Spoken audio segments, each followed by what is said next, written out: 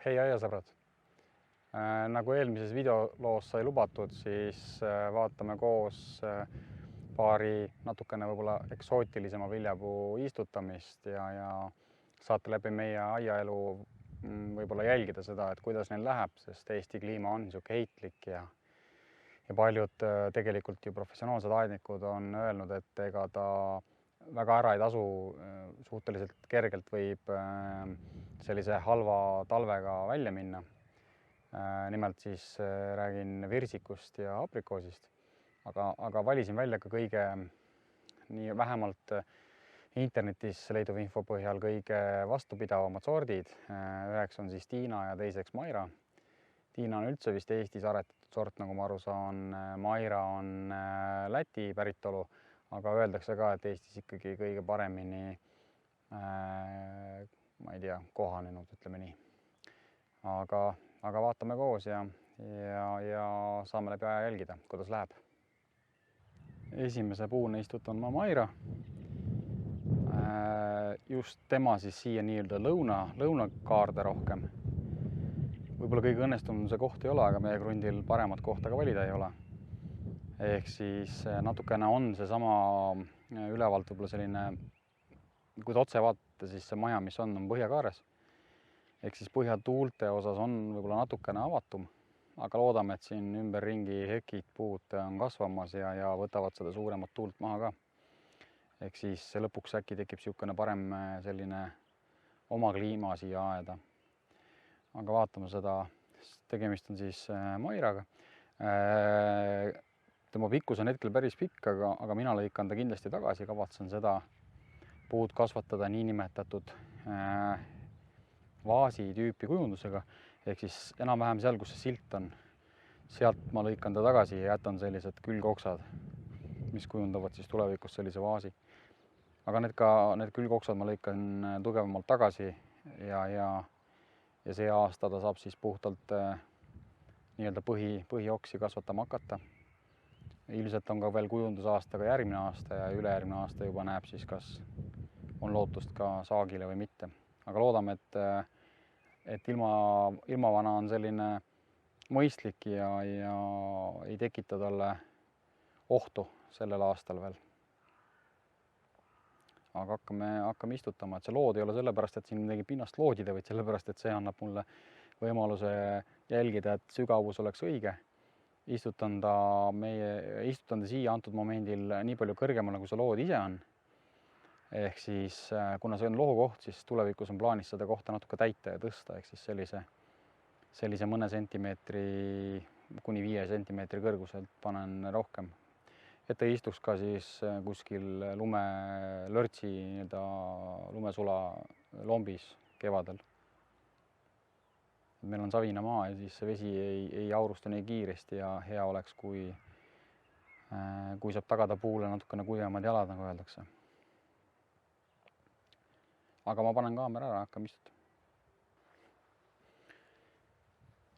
Augu kaevasin kaamera väliselt, mis sellest augu kaevamisest ikka vaadata.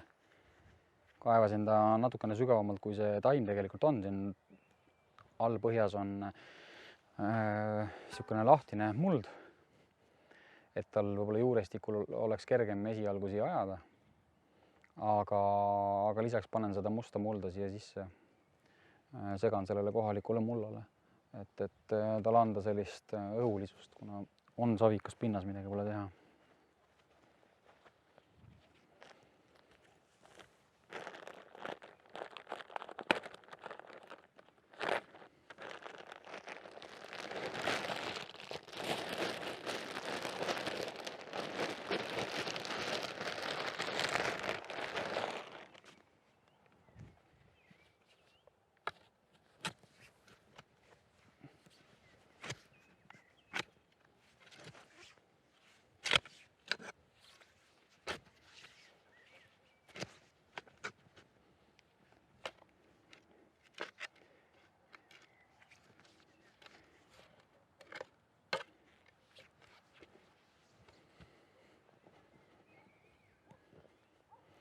Samas liiga õhuliseks ei jäta, et puu saaks ka, et puu ei vajuks liiga palju. jooksvalt. Nagu ma ütlesin, siis puu võiks tulla mul nii kõrgele, kui see lood on, ehk siis jupp maad tuleb veel alla visata mulda. Nüüd tegelemegi selle sättimisega siin.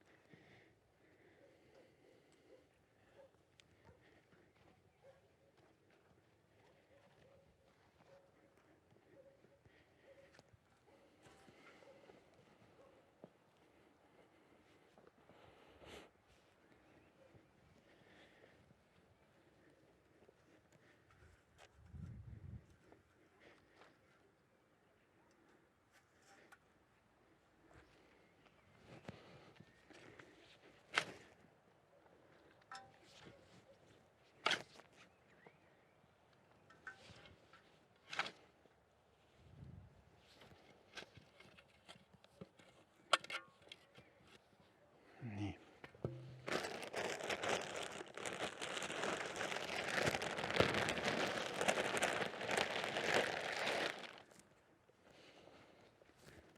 Kuna meil on niisugune natuke savikas pinnas, siis see turvapõhine muld annab seda lagunemise natukene seda õhulisust. Hoiab küll ka samas jälle vett ühtepidi. Aga võib-olla see pole kõige hullem. Päris savisel pinnal on muidugi see oht, et siia tekib suurte veete ajal, suurte vihmade ajal tekib siia nii-öelda bassein. Sellega oleme ettevaatlik, et ära ei mädane puu juured siin.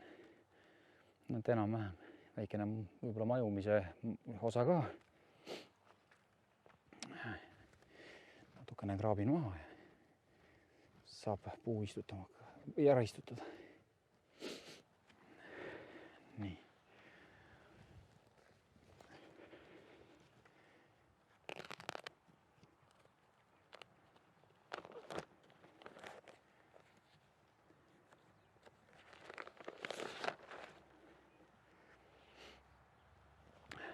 Nii nagu ma olen kuulnud, siis see võrk peaks olema täiesti ära mädaneb ise maa sees. Et selles mõttes see on niisugune öörniit ja et teda ei pea ära võtma, siis see mullavall laguneb ära. Aga ma ise olen teda ikkagi katki tõmmanud ja siin ära võtnud vahetult enne istutamist. Kuidas seda võib teha, kuidas keegi tahab, näete, siin tuligi nüüd lõpuks natukene ta alumine mullavalli osa ära, et see oht on. Võib-olla pole kõige targem. Kõrgus läks ka kohe valeks, aga selle saame siin korda.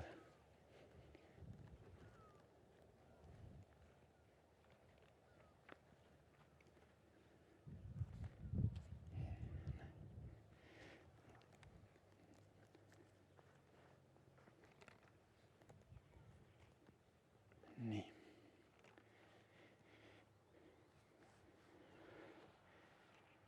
Nii ma kavatsen täheta.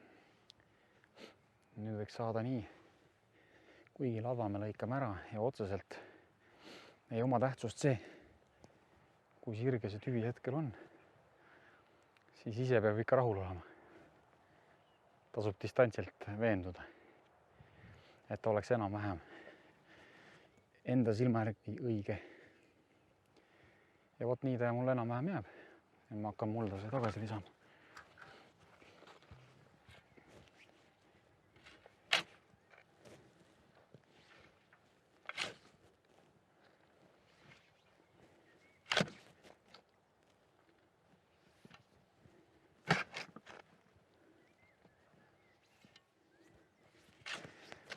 Sellise mäeotsa, kerge mäeotsa istutamise viga on see, et pärast kasta on jube kehva.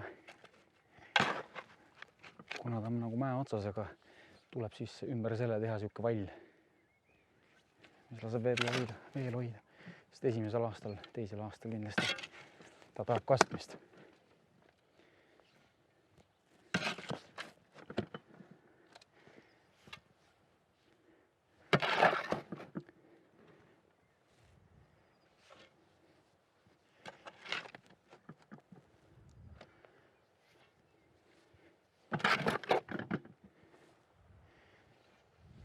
Lisame natuke ka mulda juurde siia.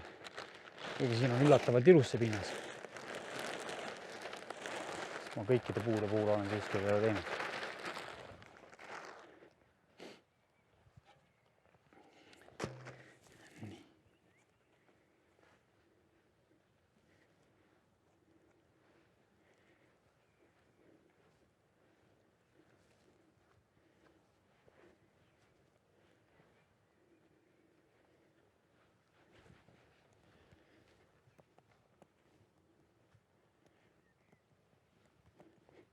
Kiiti jääks natukene ajama segamini kohalikuga.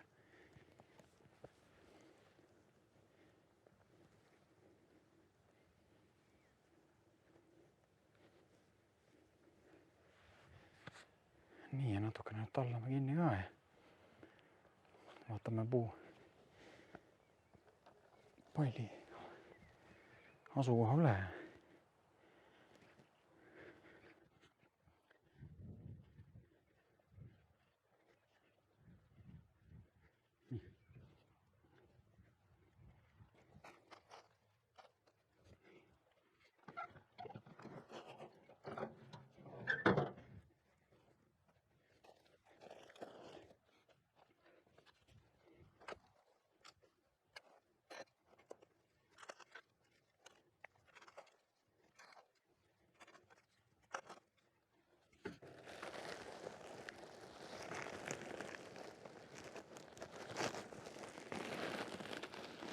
See muld on tegelikult kõik pärit siit samast pinnasest. See näitab, et kui üles kaevad, siis ta on üsnagi õhuline. Et ta kindlasti vajub siin ära.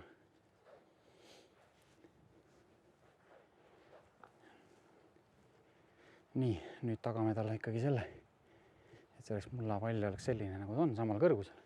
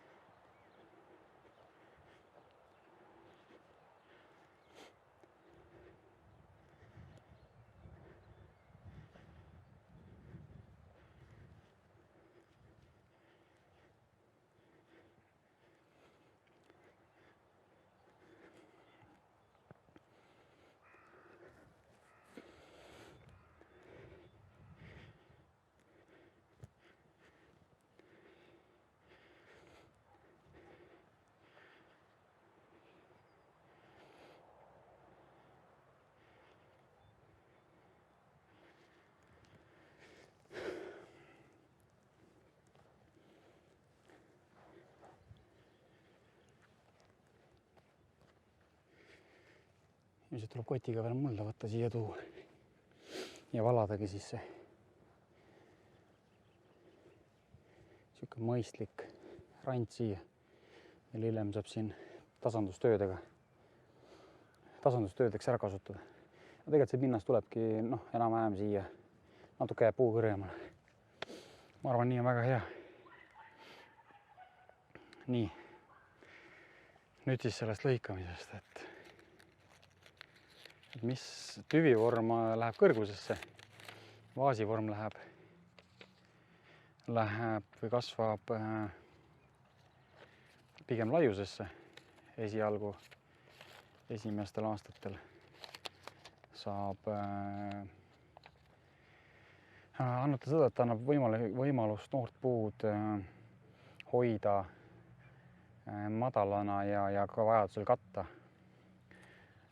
Näiteks ka õitsimise ajal, kus siis külm ohustab õisi. Aga mis seal ikka, et mina lõikan ta tagasi siit maalt. Ilmselt lükkan selle üldse oksa välja, jätan 4 tugevamat oksa erinevasse kaarde. Ja tal ongi tegelikult parem lõigatult noorena, et ta ei kasvata sellist massi, ta saab rahulikult juurduda. Ja iseenesest tugevam tagasilõikus ongi soovitatav. Võib-olla isegi sellel aastal jätan selle, järgmine aasta lõikan välja. Milles on mure on see, et puudel peab olema mingi rohemass, et ta saaks seda toitaineid päikesest. aga teeme selle ära, ega siin midagi erilist ei ole.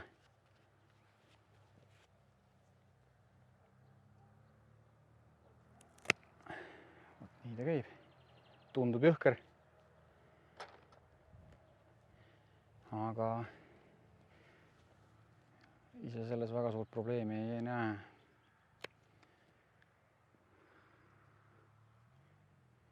Nii.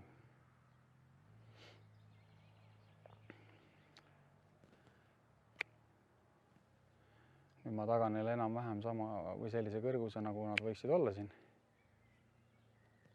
Ühe kõrgused, siis ei teki ka seda nii-öelda liidrit.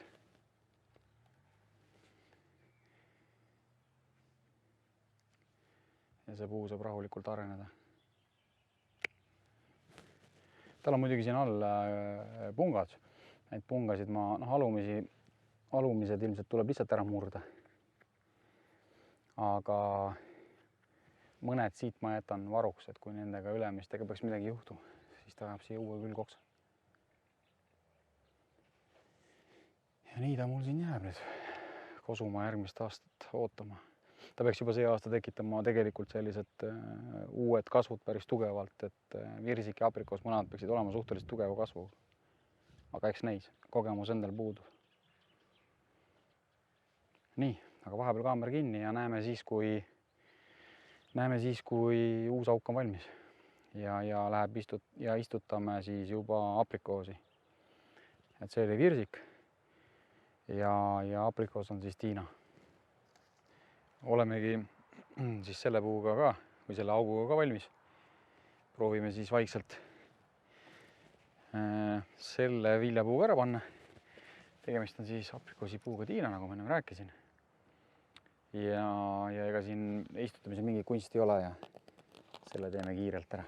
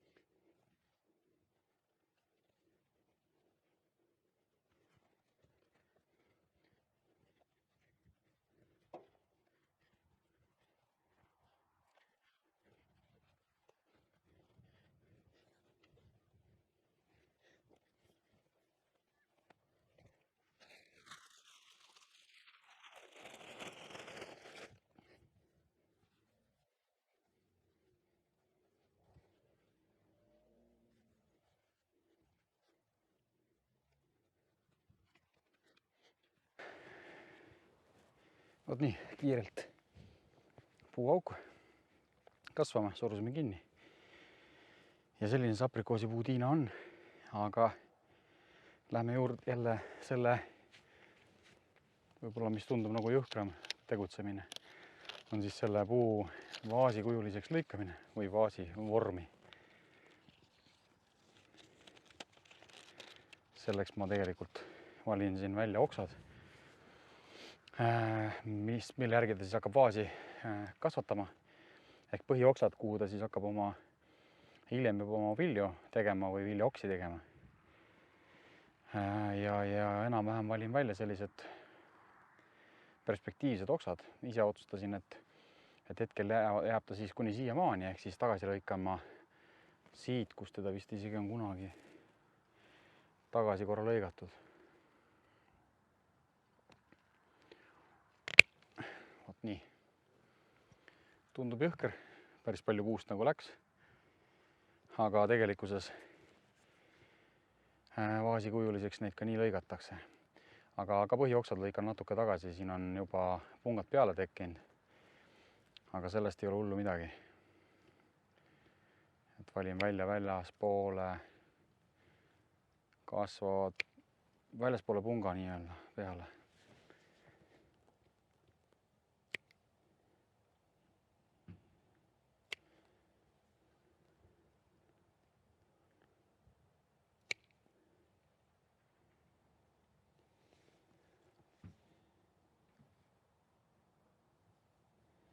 Kiire lõikus, see isegi nii. See tundub isegi jõhker, tegelikult vaatan veel üle, veendun, et kuhu maale on mõttekas jätta mida, aga ilmselt nendest okstest ka hiljem ma midagi lõikan välja, aga mõte on see, et see vaasi kuju peab ikkagi püsima. Aga ilmselt selleks see aasta jätan ikkagi nii, et jääb jõudu koguma juurduma. No nii, need puud on omale siin koha leidnud. Siin taga näete küll sellist võrku nende ümber, see ei ole nii-öelda kitsede kaitseks, ilmselt küll toimib, ma võin siin näidata. Toimiks ka mingite selliste jäneste kitsede vastu, aga kuna meil on üks labrador siin, kellele meeldib mängida sellist äratoomist või sellist, ma ei tea, kaika või mis iganes eseme viskamist, siis vahest on mänguhoos nii tormakas, et jookseb pärast selle väikese puu maha, nägemata siis seda. Ja tema pärast on need siin ees. Aga samas ise mõtlesin, et need on ka head vahendid ilmselt siis sügisel talveks nii-öelda ära katmisel. Et vaatab, äkki jätab ka selleks ajaks sinna nad alles. Aga need puud on paigas.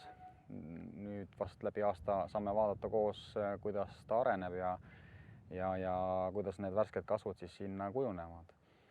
Aga näeme jälle.